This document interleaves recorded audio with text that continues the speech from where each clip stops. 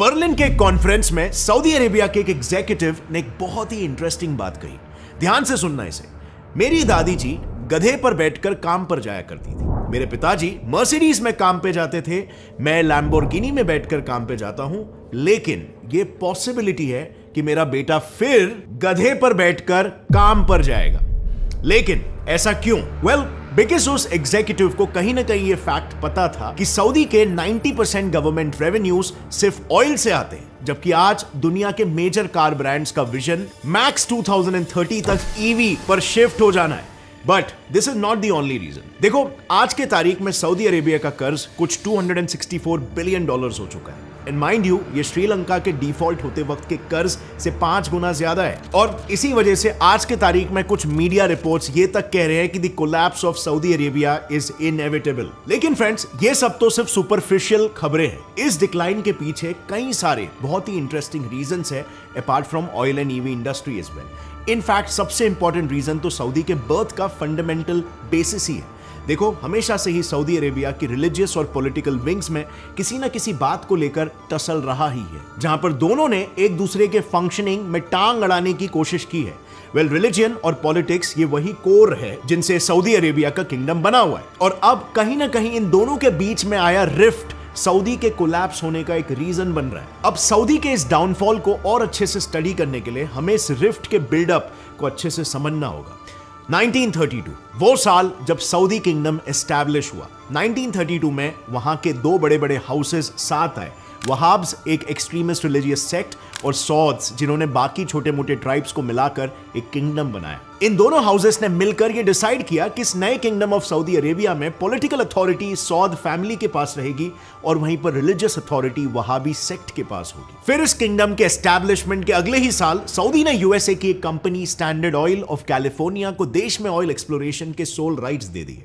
और बस महज 5 सालों में ही उन्होंने ऑयल डिस्कवर कर लिया, जिसने दोनों कंट्रीज की फॉर्च्यून को रातों रात चेंज कर दिया। फिर आता है 1945 का दौर, जब तब के सऊदी किंग अब्देल अजीज और यूएस प्रेसिडेंट रूजवेल्ट के बीच एक oil for security pact sign हुआ। इस पैक्ट के अकॉर्डिंग सऊदी यूएस को ऑयल प्रोवाइड करेगा, जिसके बदले में यूएस सऊदी किंगडम को सिक्योरिटी प्रोवाइड करेगा। और फिर आया 1963, जब यूएस के साथ ये डील सऊदी के लिए एक लाइफ सेवर साबित हुआ, क्योंकि 1963 में इजिप्ट और सऊदी दोनों यमन में एक प्रॉक्सी वॉर में थे। इस मामले को लेकर जब इजिप्ट ने सऊदी पर एयर स्ट्राइक्स किए, तब यूएस ने अपनी एयरफोर्स स्क्वाड्रॉन वहां पर भेजकर इजिप्शियंस को रिट्रीट करने पर मजबूर कर दिया। अब यही वो समय भी था जब वहां के तब के किंग फैसल कंट्री में एक मॉडर्नाइजेशन की वेव लेकर आए और उन्होंने अपने किंगडम में पहली बार television, broadcast, socio economic reforms और लड़कियों के लिए पब्लिक एजुकेशन इंट्रोड्यूस करवाया। मगर इस सब को देखकर वहां के फंडामेंटलिस्ट वहाब्स खुश बिल्कुल भी नहीं थे। उन्हें कहीं ना कहीं ये फील होने लग गया था कि उनका देश और कल्चर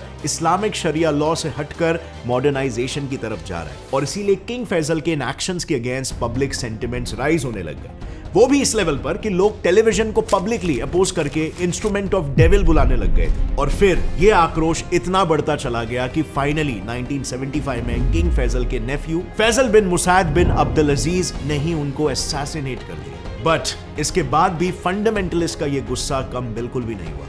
1979 में उन्होंने इस्लाम के सबसे होलीएस्ट प्लेस मक्का में 500 आर्म फंडामेंटलिस्ट को भेजकर उसे कैप्चर कर लिया। अब उन्होंने इन ग्रैंड मॉस्क को अटैक करा के कैप्चर इसीलिए करवाया था क्योंकि सऊदी किंग को इन होलीएस्ट प्लेसेस के कस्टोडियन माना जाता था। सो अगर फंडामेंटलिस्ट ने मक्का को कैप्चर कर लिया तो इसका मतलब हुआ कि उन्होंने सीधे किंग के लेजिटिमेसी को ही क्वेश्चन कर दिया। बट फ्रेंड्स, सून आफ्टर आया एक ऐसा दौर जब सऊदी अरेबिया कुछ ऐसी सिचुएशन में था कि उसे सिर्फ इंटरनल प्रॉब्लम्स ही नहीं बल्कि एक्सटर्नल दुश्मनों से भी खतरा था। 1990 में हुए इराक कुवैत वॉर के दौरान जब इराकी सेना सऊदी बॉर्डर की तरफ बढ़ने लगी, तब हालात वापस से गंभीर होना शुरू हो गए और तब उनको फिर से एक बार यूएस बचाने के लिए आए। इस बार लगभग 6 लाख यूएस और एलाइड फोर्सेस ने सऊदी किंगडम को इराकी इन्वेजन से बचाया, और साथ ही यूएस को यह अच्छी तरीके से पता था कि सऊदी को उसके नेबरिंग कंट्री से कितना बड़ा खतरा है, और इसीलिए उन्होंने ऑयल रिच सऊदी के एग्जिस्टेंस को प्रोटेक्ट करने के लिए अपने 5000 सोल्जर्स को परमानेंटली सऊदी किंगडम में स्टेशन कर दिया। अब इससे सऊदी के एक्सटर्नल प्रॉब्लम्स तो जरूर सॉल्व हुए होंगे,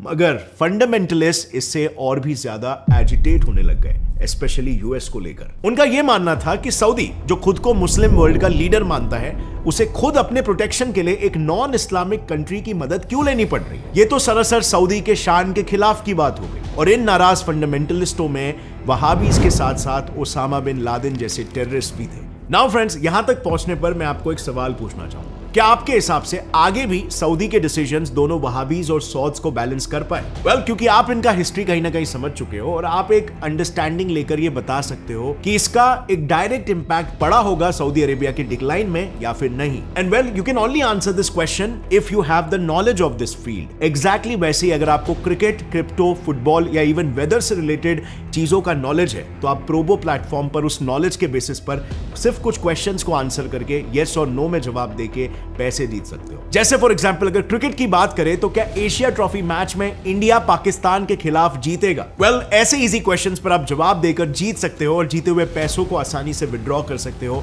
पेटीएम, गूगल पे और यूपीआई एटसेट्रा के through. So go and download Probo application, link is in the description. इस लिंक से डाउनलोड करने पर आपको मिलेगा 25 रुपीज तक का welcome bonus. And now let's jump back to the topic. हम बात कर रहे थे सौद और वहाबीज के साथ साथ जिनको ये बात यूएस के अगेंस्ट काफी ज्यादा खल रही थी। और 1992 आते आते ये नाराजगी इतनी बढ़ गई कि 1992 में 107 वहाबी क्लेरिक्स ने सऊदी किंग फहद को 46 पेजेस का एक मेमोरेंडम ऑफ एडवाइस पेश किया। उस मेमोरेंडम में सरकार के डिसीजंस को बिल्कुल क्रिटिसाइज किया गया था, जैसे सऊदी सॉइल पर यूएस ट्रूप्स का प्रेजेंस। लेकिन साउथ को यह अच्छी तरीके से पता था कि देश की सिक्योरिटी के लिए यूएस ट्रूप्स का प्रेजेंस होना बिल्कुल जरूरी था। और यहीं से जिस बेसिस पर सऊदी अरेबिया का किंगडम बना था, यानी कि रिलीजियस वहाबीज ऑन वन हैंड और मोनार्क सौद्स ऑन अदर हैंड, इन दोनों के बीच में दूरियां बढ़ती ही चली गई और उन दोनों के कॉन्फ्लिक्ट्स का रिजल्ट टेरर अटैक्स में तब्दील हो गया, जिसके शिकार बनते गए वहां स्टेशन्ड यूएस ट्रूप्स।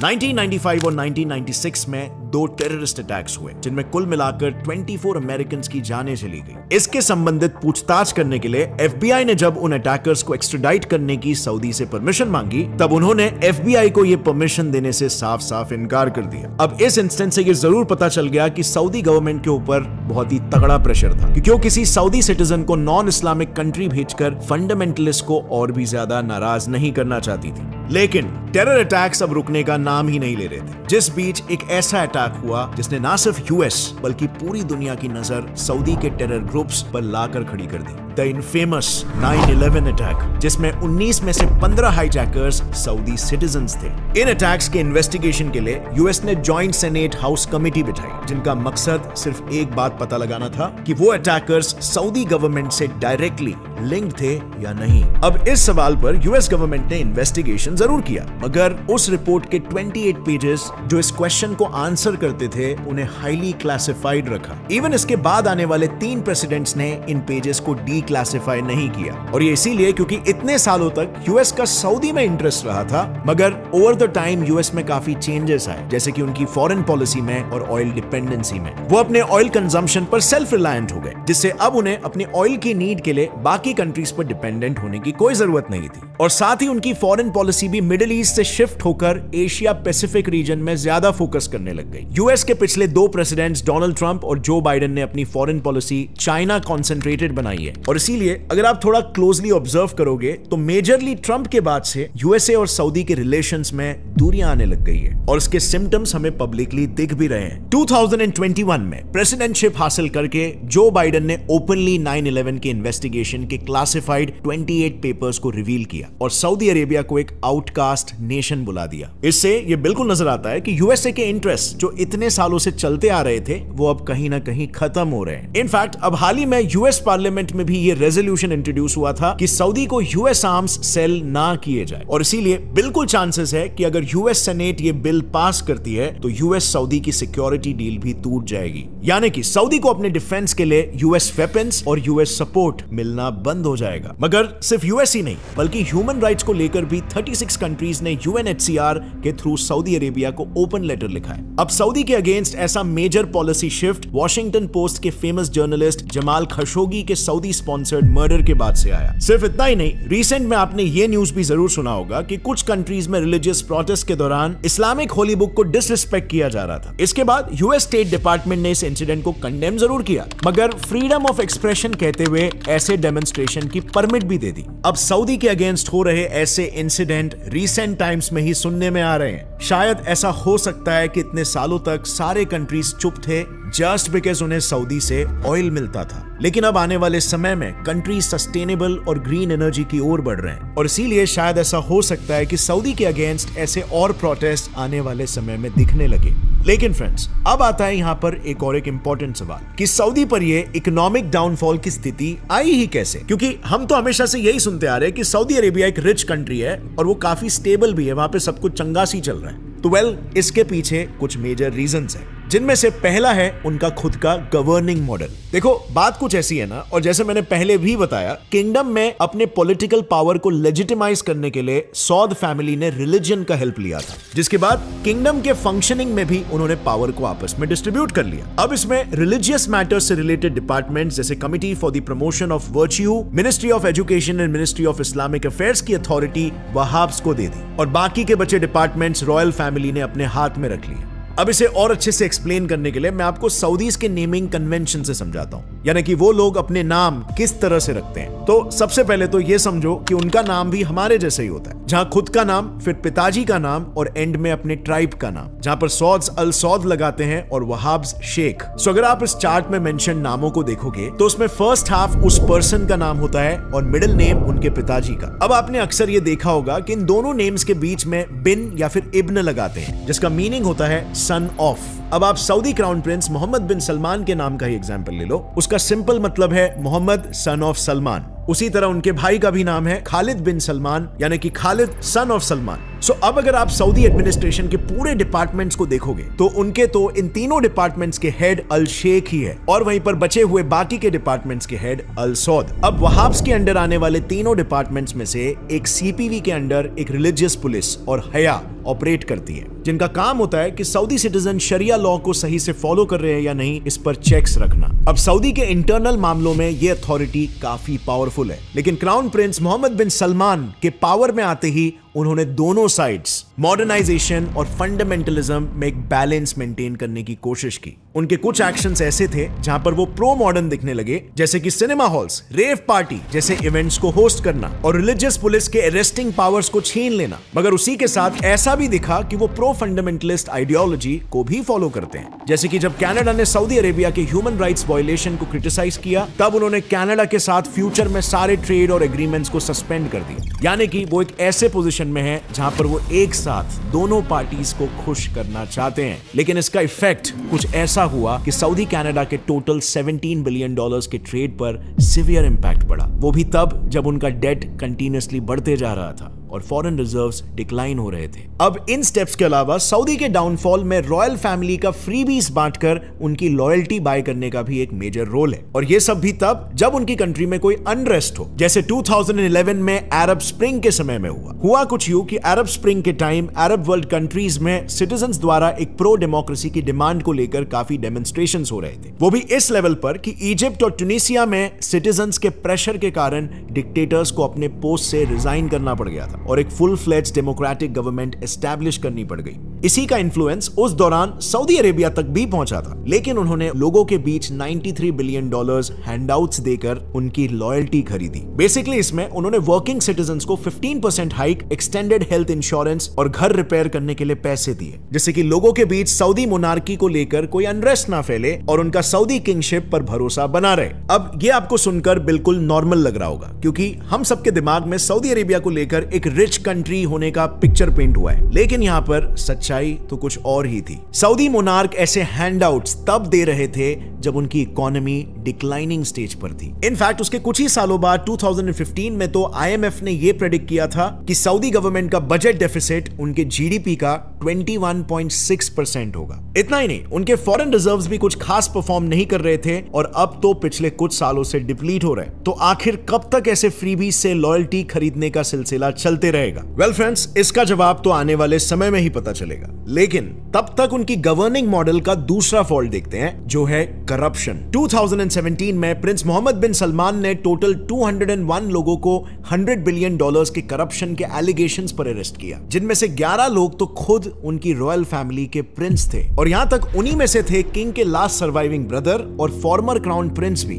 उन्होंने इन प्रिंसेस को रिच कार्ल्टन होटल में हफ्तों और महीनों तक इन्वेस्टिगेशन के लिए अरेस्ट कर रखा था। अब देखो, बात ऐसी है कि कुछ रिपोर्ट्स में ऐसा मेंशन है कि रॉयल फैमिली के मेंबर्स के लिए एक स्टाइपेंड सिस्टम अवेलेबल है, क्योंकि ऐसा समझो कि सीनियर प्रिंसेस को सऊदी गवर्नमेंट के डिपार्टमेंट्स दिए हैं संभालने के लिए, जिसके अंदर उन्हें रॉयल फैमिली की तरफ से कई ऑफ बजट फंडिंग्स मिलती है। अब क्योंकि इन ऑफ बजट फंडिंग्स को ओवरसी करने के लिए कोई लेजिटिमेट मैकेनिज्म नहीं है, वो सभी प्रिंसेस इन पैसों को अपनी लैविश लाइफस्टाइल जीने के लिए आराम से खर्च करते हैं। जैसे फॉर एग्जांपल खुद मोहम्मद बिन सलमान को ही देखो, उन्होंने रिसेंट इयर्स में ही $100s of millions खर्च करके महंगी चीजें खरीदी है, और इन सारे इनसाइड बिजनेस केसेस की वजह से Panama paper leaks, Swiss leaks और ऑफशोर लीक्स में तक 56 रॉयल प्रिंसेस के नाम रिवील हुए हैं। सो डेफिनेटली ये lack of financial transparency and accountability is also an important reason. अब सऊदी के कोलैप्स होने का दूसरा मेजर रीजन हो सकता है उनकी डिक्लाइनिंग इकोनॉमी। तो देखो, जैसे हमने पहले जाना कि सऊदी के टोटल गवर्नमेंट रेवेन्यू में से 90% तो सिर्फ ऑयल से ही आता है। अब इससे आप बिल्कुल समझ सकते हो कि उनकी इकोनॉमी अकेले ऑयल पर कितनी डिपेंडेंट है। ये बात हमें इस ग्राफ को देखकर भी समझ आता है। जब जब ऑयल के प्राइसेस बढ़ते हैं, सऊदी की जीडीपी भी बढ़ती है, और जब जब ऑयल के प्राइसेस गिरते हैं, तब उनकी इकोनॉमी भी गिर जाती है। और अभी रिसेंटली यूएन के क्लाइमेट चेंज कन्वेंशन में दुनिया के 137 कंट्रीज ने यह प्रण लिया कि वो मैक्स टू मैक्स 2050 तक कार्बन एमिशन में नेट जीरो लेवल अचीव करेंगे साथ में मिलकर। अब जैसे जैसे दुनिया ग्रीन एनर्जी की तरफ जा रही है, वैसे ही बाकी कंट्रीज का ऑयल और बाकी फॉसिल फ्यूल से डिपेंडेंसी कम होते जा रहा है। यानी कि all in all Saudi Arabia का रेवेन्यू ही कम होते जा रहा है, और क्योंकि उनकी पूरी इकोनॉमी ही ऑयल पर डिपेंडेंट है, उनके लिए ऐसी सिचुएशन में सर्वाइव करना एक बहुत ही अपहिल टास्क होगा। लेकिन अगर हम उनके खर्चों को ऑन दी अदर हैंड देखें, तो सऊदी सिर्फ अपनी कंट्री नहीं बल्कि येमेन वॉर में भी 2015 से इन्वॉल्व है, जहां पर इतना खर्च हो रहा है कि कभी कभार तो पर वीक $1 बिलियन तक यूं ही खर्च हो जाता है। बट यहां पर मेन सिनेरियो ये है कि सऊदी ये सब तब भी कर रहा है जब उनका बजट फिस्कल डेफिसिट में चल रहा है, और जिस वजह से उनकी कंट्री ऑलरेडी अब G20 नेशंस के ग्रोथ लिस्ट में लास्ट नंबर पर है। और इन्हीं सारे फैक्टर्स को मिलाकर सऊदी अरेबिया पर अब आया है उसका सबसे बड़ा प्रॉब्लम,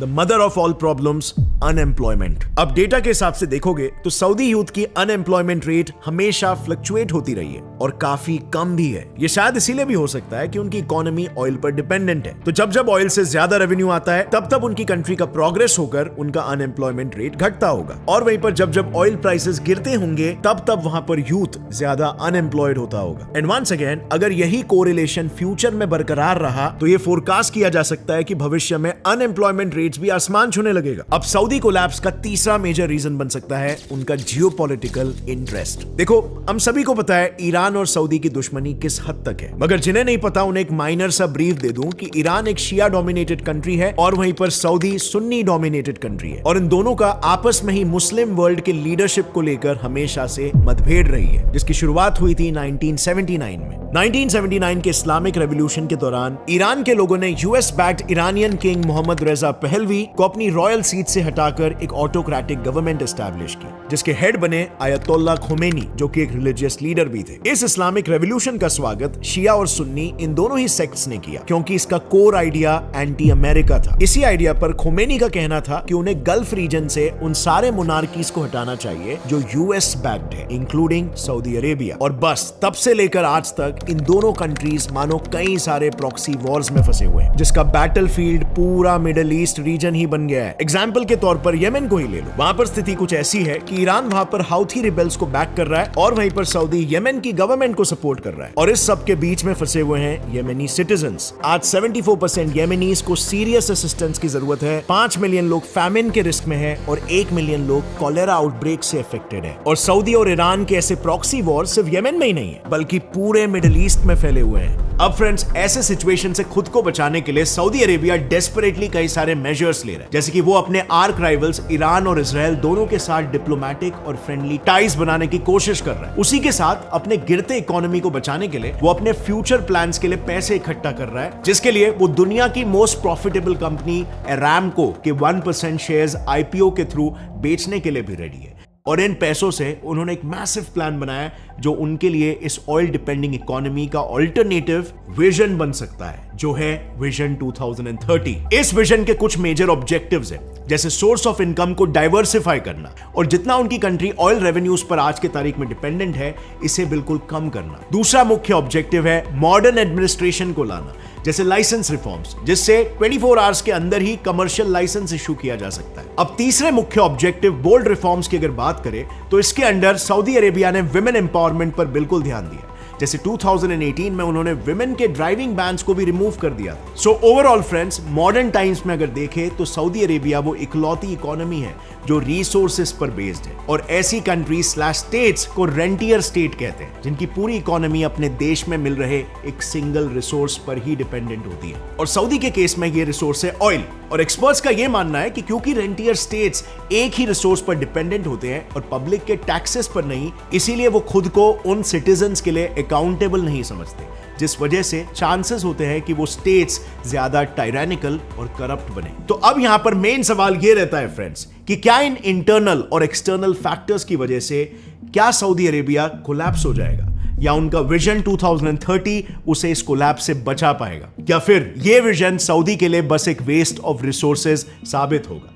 अगेन, कुछ ऐसे क्वेश्चंस हैं जिनका एग्जैक्ट जवाब तो आगे वक्त ही बताएगा, क्योंकि आगे चल के बहुत सारे डेवलपमेंट्स होने वाले हैं और धीरे धीरे करके ये अनफोल्ड होगा किसका पलड़ा भारी है। बट जैसे अनफोल्ड होगा, हम हैं यहां पर आपको अपडेट करने के लिए। और फ्रेंड्स, इसी के साथ ऐसे भी क्वेश्चंस हैं जिनका अगर आपको नॉलेज है तो आप पैसे कमा सकते हो। So go and download Probo application, वहां पर जाकर आंसर करो and win prizes. Link is in the description and don't forget आपको 25 रुपीज का वेलकम बोनस मिलेगा। सो फ्रेंड्स, इस मुद्दे पर आपका क्या ख्याल है, नीचे कमेंट्स में मुझे बताना कि क्या सऊदी का विजन 2030 सक्सेसफुल होगा या फिर सऊदी इंटरनल प्रेशर की वजह से क्रम्पल हो जाएगा। अभी के लिए मैं आपको यह बता दूं कि सऊदी की तरह एक और एक कंट्री है जिसने अपने डिक्लाइनिंग इकोनॉमी से खुद को बचाने के लिए एंड मोमेंट पे ग्रोथ की सही इंडस्ट्री पहचान ली और कुछ ऐसे इकोनॉमिक रिफॉर्म्स लाए जिससे उसकी ग्रोथ आसमान छूने लग गई। मैं बात कर रहा हूं हमारे पड़ोसी मुल्क बांग्लादेश की, जो इंडिया से 22 टाइम्स छोटा है लेकिन फिर भी दुनिया भर की टेक्सटाइल इंडस्ट्री में आज टॉप पोजीशन पर बैठा हुआ है। उनकी स्ट्रैटेजी को मैंने इन डिटेल स्क्रूटिनाइज किया था और आपके लिए एक्सप्लेन किया है, जैसे आप यहां पर क्लिक करके पूरा देख सकते हो। और अगर आपको आज का ये वीडियो पसंद आया, कुछ भी नया सीखने मिला, तो एक लाइक जरूर ठोकना।